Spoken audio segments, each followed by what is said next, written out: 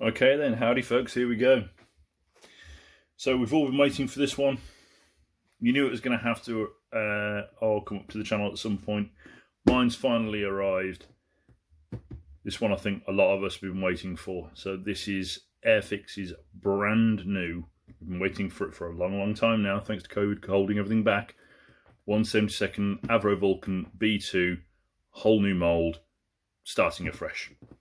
Okay, so a little bit of backstory. Obviously, Airfix have done a 172nd Vulcan in the past. I think it was moulded in '83, I think. So again, a lot of the gift sets might still be out there with the famous XH558 marking options. I'll go into this a little bit later, but XH558 is not one of the options in the box. And I think they've done it on purpose to differentiate from their older boxings, which had all raised panel lines, and wings that did this. Trying to get them straight was just horrendous, and it was a filler queen. We've all been asking for it for years and years and years. They always said the same thing. We're not going to remould it whilst the old one's still selling like hotcakes. Well, for whatever reason, they eventually decided it was time. And what is now nearly a couple of years ago, at Telford, they announced they were actually going to be doing one. Expected, obviously, at the end of last year, so approximately a year on from the announcement. Of course, never hit that target, but finally it is here. So here goes. This is kit number A12011, 172nd AVRO VULCAN B2. Lovely digital artwork as always, looks utterly fantastic. Got the marking options there, we'll go back to them later on. I'm going to really play with the camera because this box is absolutely massive. I mean, that's my hands aren't small. We've got the usual blurb across the side there. That's interesting. We love seeing, trying to get it into camera, that little bit there. So the decals are going to be cartograph. Right, wrong wheel. We have the usual blurb about the AVRO VULCAN B2. Highly important. We'll go into this later on a bit here. So the model will complete, will be 277 pieces, will be approximately 45 centimetres long, 45 centimetres wide. So it's a big beast, okay? And I think it's about 12 centimetres high, something like that. Marking options, we have a camo option over white. For doesn't it say XM594, which would have been Scampton, currently preserved at Newark Air Museum, and the overall anti-flash white from 1963 for XM602, which I believe only exists now as a nose section, which is at the Avro Heritage Museum. Paint callouts, of course, are in Humbrol. But again, a bit of nosing around on the internet will tell you any other options. 4 flying hours, and they say skill number 3. So it's going to be one of the more complicated ones they do. Again, some of this is going to be due to the sheer size. This is about twice the size of your average board game box. It's massive. Don't know how I'm going to do with it, but here we go. Right, so we have the instructions. I'm not going to try and move this. I don't know where I'll put it. The new style instructions. So we have some colour matte instructions. We have some blurb again about the beastie itself. And again, size is the real thing. Safety instructions, assembly icon instructions to tell you obviously what sort of variants and stuff of things. So glue here, do not glue there, etc. Starting not with the cockpit, well, technically with the cockpit, but not with the cockpit. So that looks like parts of the nose wheel bay, which I guess is on the back side. Some more details going in there. We're flipping over, so now we are in the cockpit. Sorry, because that's the pedals. Like you're ever going to see those. Go into that in a bit. Bulkhead, instrument panel going on. We've got what looks like a decal for that. Again, you're not going to see it at all. So actually, a decal's probably a pretty reasonable idea. Control yokes going on in, as obviously the Vulcan quite famously has more of a fighter style joystick. That's going in there. We have ejection seats going together, multiple parts, again with moulded belts, etc., which I'm sure will be absolutely fine, considering, I say, you're not going to see anything in there at all, which is a bit of a shame, really, because it looks like it's pretty darn complete. Ejection seats again going in there with some pieces of the centre console, side consoles all going in around it, some bolsters behind. We've got the inner ladder inside the cockpit, which then takes you down to the lower cockpit behind for the weapons engineers and flight engineers and so on. Looks like we've got all 3 seats. Again, certain only had the 2. Check your references if you really want to be really picky, but again, chances of you seeing anything, even if you shine a light in through the crew hatch, is slim to none. It's slim to none on the real thing, let alone on a tiny little model. We have, that's interesting. Okay, so we have a little cone going together and mating up to the bulkhead where you can put your nose weight, but that's not the nose of the aircraft because that's going around it. So you've got a nice little section here deliberately built to hold nose weight so that you don't end up with a tail sitter. Very, very important. Options here for if you're going to have the crew hatch open or closed. Canopy going on. Different choices of nose depending on which option you're going for. Some little details there going on in the crew hatch going on to that fuselage section. We're then putting that to one side, and we've got a wing spar with a section to cut out if you're going to be using the blue steel missile. It'll be interesting to look at that. Formers all going together, building up the Bombay.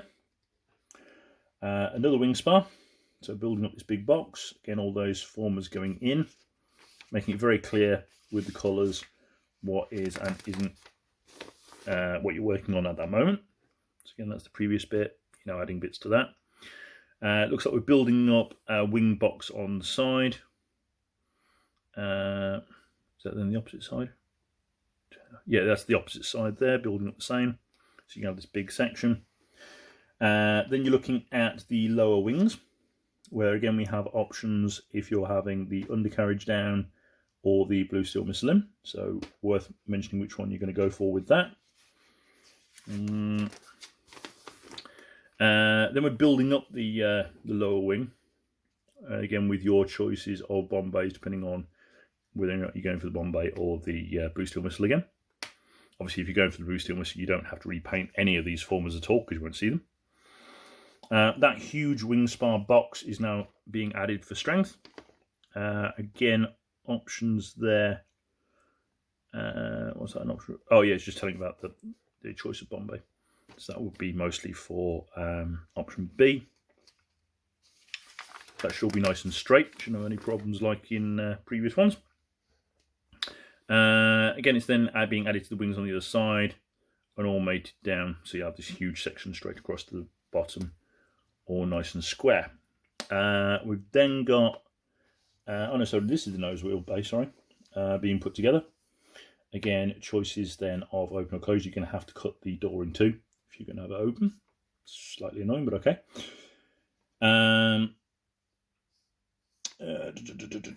So then you got the main wheelbase being put together and then added to the wings. Then we've got some details for the engine intakes. We have several options here. So we've got some templates to cut out to make it easier for painting, which is nice. And explaining how they will all work again, so you get the camo in the right section and so on. If you're going for that option at least, for scheme A. Again, if it's scheme B, it doesn't matter, it's just all white.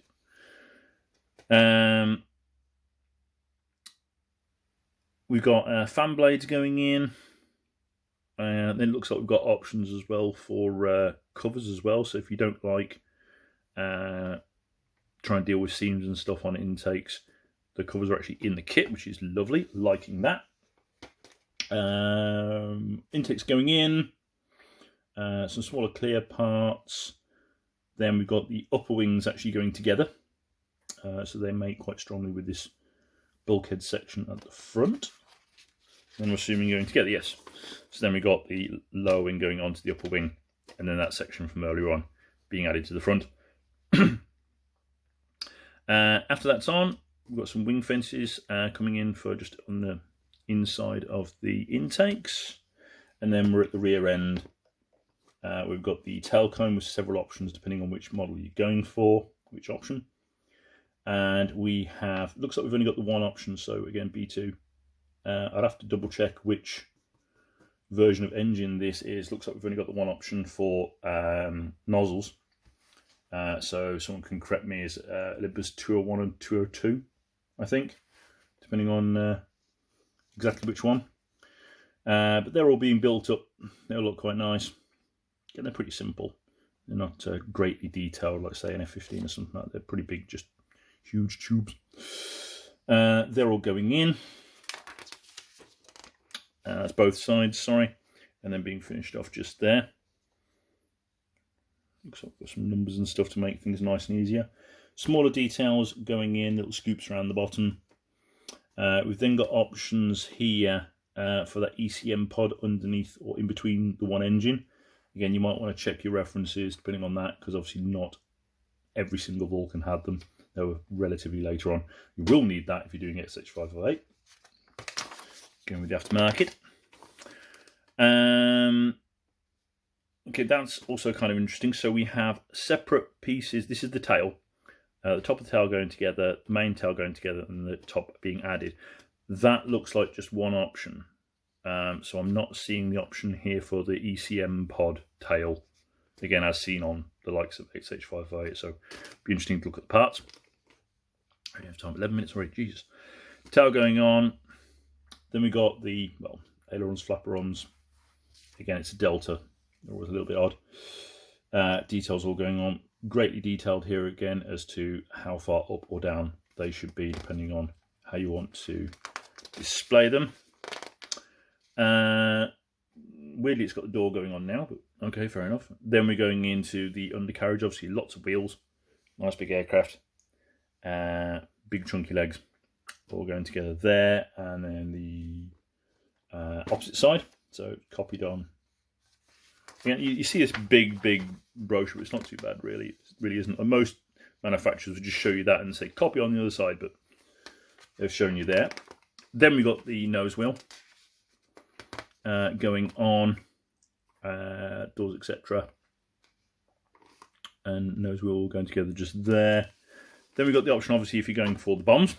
So if you're going for the traditional bomb load, looks like we've got some moulded pieces. So like one piece goes straight onto there. That gives you 3 or 4 bombs depending, so you should be able to whack those together pretty quickly. Bombay Doors, I'm assuming. Yes, Bombay Doors. Looks like speed brake options, open or closed. That's on the bottom. I didn't see the top. Did anyone spot that? I think I missed that. This is the blue steel missile, if you're going for this option, for option A or an early on. Did I box? Yeah. So the box has actually got a camouflage one with the blue steel missile, but again, check your references as to what you want to go for, especially if obviously you're not doing one of the ones in the box. Blue steel missile going on. And then we've got, again, some smaller details, the full crew ladder going in. Ah, there we go. There's the air brakes for the top, and some smaller aerials and point of probe if applicable. Right then. Here we go, ladies and gentlemen. Right, how am I going to deal with this? Right. Let's balance this huge box somewhere. Right. It looks like we've got separate bags. What's going on? Airfix, are you okay? Right, we have... Nope, this is probably going to play havoc with my focusing, but...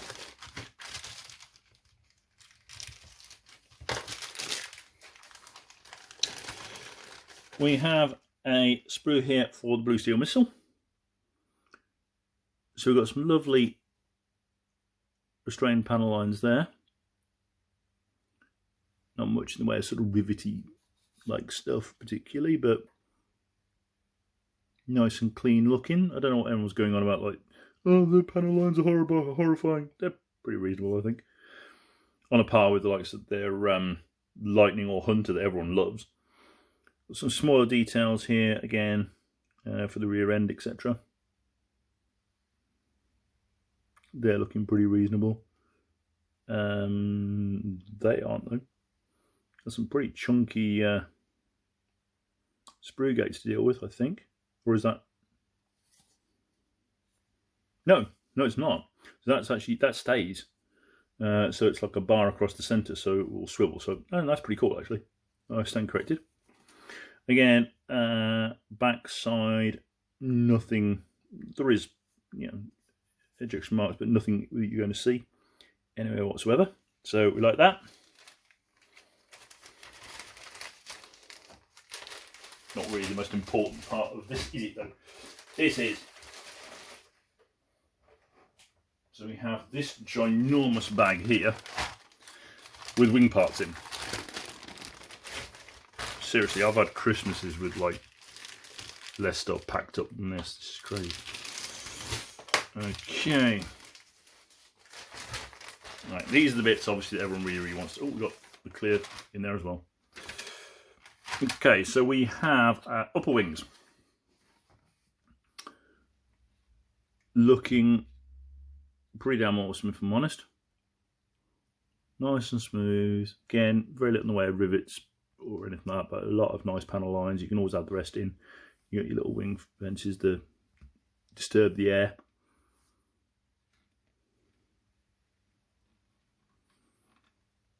I could possibly argue that those get a little bit soft towards the edge, but nothing again that wouldn't be simple enough to sort. All quite well protected in the sprue. Some nice big chunky location tabs down the centre there, so that it all goes together, or else it will go in together. This part will add to this part, make it all nice and solid. And on the back side, again, any injection marks are well away from any of the parts that will matter. There's a little bit of grease on that, but all looking pretty nice and chunky and solid. Some details for inside the Bombay. We have got some injection marks there, however they are basically in easy enough positions to deal with. Slightly annoying, but it's not really a big problem. Everything else is well out the way. Like that. And the underside, very much the same. Just catch the light there. Some lovely little vents there. Little details. See again these chunkier looking bits here, that's because parts will go on over those. That's looking good. Get the damn camera to focus, there we go. So that's looking really nice. And same again on that side. Looking lovely. Of course on this back side there's basically nothing that we'll be seeing. So all of this again is meh. That's nice.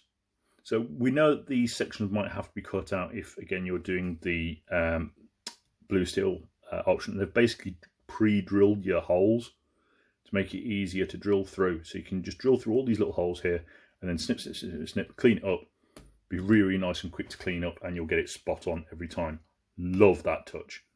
Absolutely love that touch. I love it when model manufacturers actually think about the modeler, and they think, oh yeah, we might, they're probably going to want to do this. We don't want to go through the rigmarole putting that in the kit, but they're probably going to want to do that. There's a joke in like car circles that like Ford always underperform engines because they know that like all Ford owners are just going to start modding them like crazy. So if they start relatively low, once they've gone mental, down at motion, it'll still be reasonably safe. Now this is tail parts, so I'm very excited to take a look at this. And yes, there we go. Boom. That's what I wanted to see. Those are the tail parts that are mentioned in the instructions. Those are not mentioned in the instructions. That are the tail parts. If I can pull my calendar off the wall. Also looks like I haven't actually changed the month for some time. Our beauty XH558 of course has the square box on the tail, and we have the correct parts for it. Excellent. Which also means they might do other boxings in the future, so we're liking that. So we've got a little bit of details here on the flaps, etc. Rails here. Again, the actual tail itself, which is the bit you're really going to want to see. Looks nice and smooth. Got some little vents down the front there.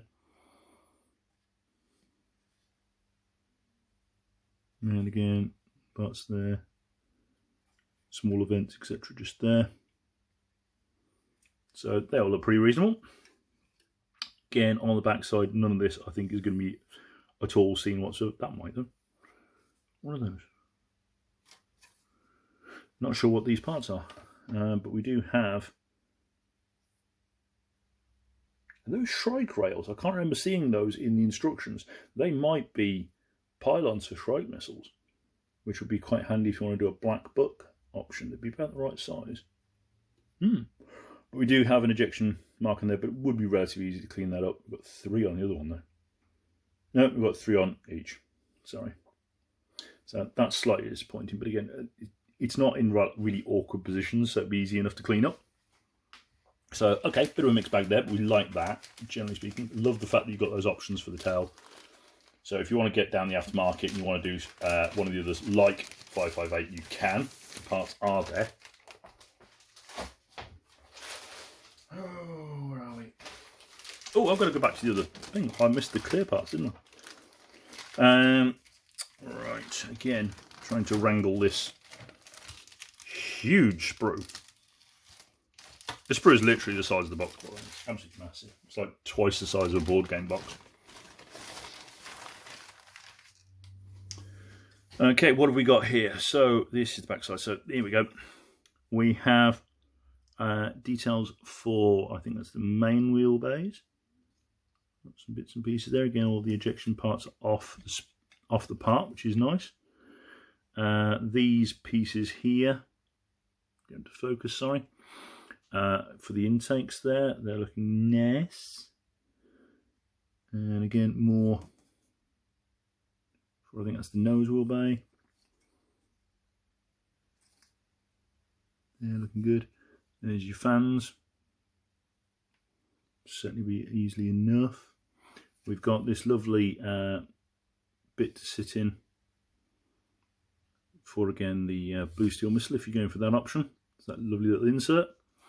We've got part of the, or one of the main wing spars, which really nicely, if I can get to focus, not on that, is numbered, which is pretty cool, so you don't get them all wrong. We'll actually have to look at the others later on. We've got the actual intakes themselves. It's all nice and sharp. Obviously, you're going to have to think about, you know, cleaning up this possibly where these bits had, but that should be relatively easy. A lot of space in these. More wing spars. I think it's the other side. Actually, it's going to be interesting when I look at these.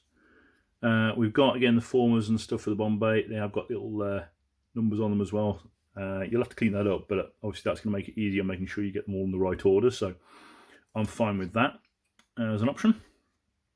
And again, obviously here as well. Sorry, we've got some more of those formers that make up the Bombay. It's all going to look pretty damn awesome. It's all in one piece. Yeah, on the back side there, you've got the numbers again for the engines, so you get those all in the right place. We'll have to look at the nozzles later on. Again, obviously we do have quite a lot in the way of our injection marks, but again, they're all either on flat pieces or they're well out of the way on the back side of anything. So they're either going to make it easier to clean up, or well, or you probably won't have to. Now, before I go too far in, where is it?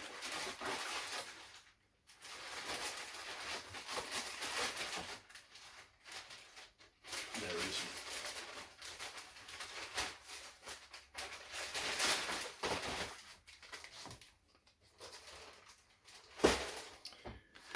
We have the clear parts. Now, I'm not really massively bothered with these, and I'll tell you why. because of course the majority of the canopy itself is going to be painted anyway. So you're only going to see the tiny little bits at the front, these little portholes. But to be honest, the whole piece looks stunning. It really does. It looks beautifully clean. Getting that right up to the camera there. Absolutely stunning. Got the little windscreen wipers on there. Good for identity theft. You can read my fingerprints through all that. And some smaller parts there for the little lights and stuff like this. So that's pretty darn cool. Like that. I like how they make a perfectly clean canopy for a canopy you're not actually really going to see. Bless them. Right, and next we have another huge Sprue with parts for the front end. Now we're doing for time 26 minutes. That's not too bad. I'm trying to actually start getting my videos down to a little bit shorter, because I've noticed a lot of people seem to sort of step out after about 10 minutes. Looks like we've got something that has fallen off. No, we don't. Okay, we have the other standard Bombay. Again, we have a solid piece if you want it closed, and we have separate pieces if you want it open, which I really like. I'm liking these bombs. Some people might not. They're all moulded in multiple pieces, so you literally just like clip one off, add it to the other, and there, bang, you've got like 4 bombs straight away. Add them to those, you've got a ton of bombs, and they're all on the rack already. We have inside of the cockpit. Anyone who's ever gone into a Vulcan, you can step up that way, up onto the flight deck there. We'll have the piece there where you'd walk through. The optional noses. We have different options again for nose with the refueling probe or not. Looks like a completely different one there. So we again have additional parts that are not mentioned in the instructions. We have the bolster cushions. They'll be fine. At this scale, they'll be absolutely fine. One of the things, again, this is your business end though. Come on now. There we go. Oh, looks nice. A lot of people, you know, when this came out, they were all like, oh, why is it not in 1/48? Look at the bleeding size of this thing. Seriously. You know, people look at the scale, they don't look at the actual size of the aircraft. It's like a 1/72nd Hurricane is like this big. Yeah, a 1/72nd Vulcan is like 6 times the size. You need to know where you're going to put it. On the back side, again, a lot of this is going to be out of sight. You're not going to see any of this. Not really seeing anything, again, awkward that needs to be cleaned up particularly. Still makes me laugh that they've got the pedals there. I think I've learned. There we go. Because you are not going to see those at all. Nice little touch there with the Bombay telling you which way's forward.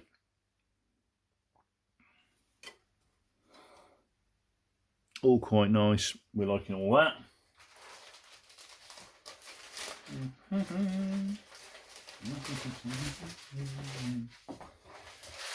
And then we've got one back here with a couple of smaller sprues in. Again, utterly ginormous. I mean, you could seriously use like these bags for like a litter bin liner once you've completed the kit. No problem at all. Easily big enough. Okay, no, it's one sprue that's sort of added together, sort of Bandai-esque style. Okay. So it kind of looks like that. Maybe it should come off. So does that mean then that there should be another sprue there, or there's potentially another sprue there? This is an interesting question. So, right, in terms of nozzles, etc., we have the 4, and that is it. I'm not seeing any other options there. So again, you have to check the old references if you're doing one that's not in the box. Make sure you got the right model of Olympus engine, because we only have one option. So all you aftermarket people, get on it. We have undercarriage looking nice. Small details, those big chunky legs. Nose wheel there. and the main wheels there. We've got this lovely crew hatch door, very delicate, but very, very small sprue gates on. Looks like I have got a brake there, one of the smaller parts, unfortunately. But it's just a little while, should be reasonably easy to fix. Smaller actuators, etc. The wheels to look quite reasonable. I'm not seeing weight on particularly. Where's the nose? Yeah, no weight on wheel, but again at this scale, do you really tell? Can you really tell it? This is those really nice they gave us with them blanking plates for the engines. If you don't fancy doing any of that, again we have all numbered, so you get all the right ones as you're building it all up. And we have the towel section just there, you know, with options for different lumps and bumps, depending on which one you're doing. So like that. And now we've got a little bit more paperwork here, because we have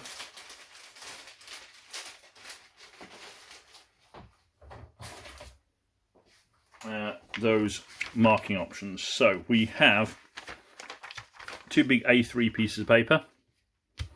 We have this beautiful camo one, camo to the top, white to the bottom, from Scanton. So that's XM594, which is now at Newark Air Museum. And again, some little touches there. Some research notes that someone's done for you, which is nice. And you do have options for blue steel there, if you want to do it in the camo. Why not? And on the opposite side, we have the anti-flash white, which in this case is number 12 Squadron from Coningsby, 1963. Just say only the nose section, unfortunately, it still exists.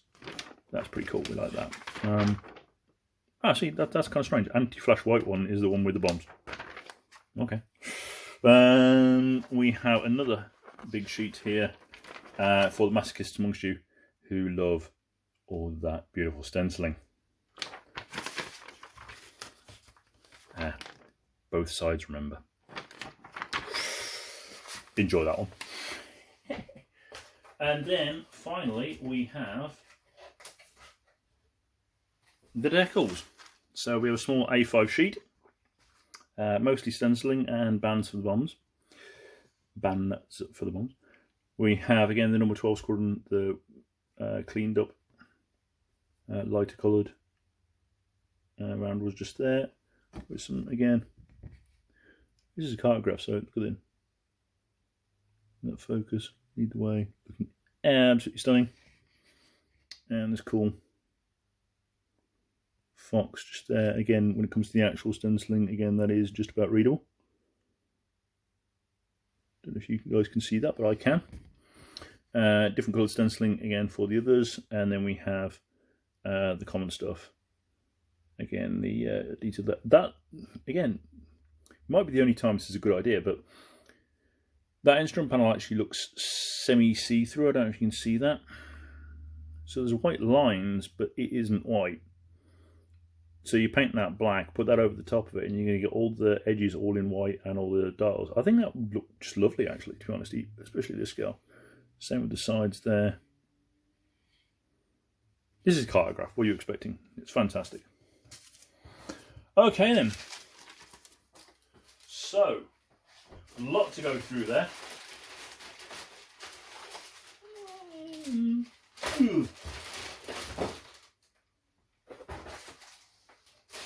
Still more, still more, still more. I'll get back to you in a minute.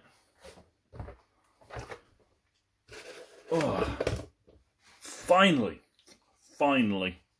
we have a good looking, decent size scale 1/72nd, because everyone likes 1/72nd AVRO Vulcan. We've been waiting for it for a long time. It's got to be at least 15 years where we've been waiting for a newly tooled one, you know, of decent quality. Again, typical Airfix. They've cut some corners in places, but they've given you all the important things. There's some lovely little details on there in general, and it gives you enough scope that if you're more of a beginner, you can just throw it together, paint it white, off you go. If, like some of the rest of us, you want to add some more detail, there's plenty of options there to do so. So you can go mad with your rear wheel if you want, and get loads and loads of extra detail, and scratch build bits and pieces, open up things, etc. Or you can leave it as is and just enjoy that wonderful camo. Lord knows how long this one will stay an option for. It looks like they've got, again, more options for other boxings to come in the future, so hopefully this won't be like the TSR2 and just suddenly stop and then go mad on eBay. But to be honest, again, this is the way Airfix should be doing things. If they did things like this all the time, we'd all be very, very happy with them. If you love Cold War jets, you love 1950s things that look like a stealth bomber, as a kid once asked me at a air show. That's genuinely true. Excuse me, mister, is that a stealth bomber? Yeah. Wow. Kept him happy. I think you should go and get it, so long as you got somewhere to put it. Because this is a big box, and it'll be a big kit when it's done. Go and get yourself one. Like, comment, subscribe. Please comment. I like comments. Tell me what you want to see me do in future. And I'll see you again very, very soon. Take care. Bye-bye.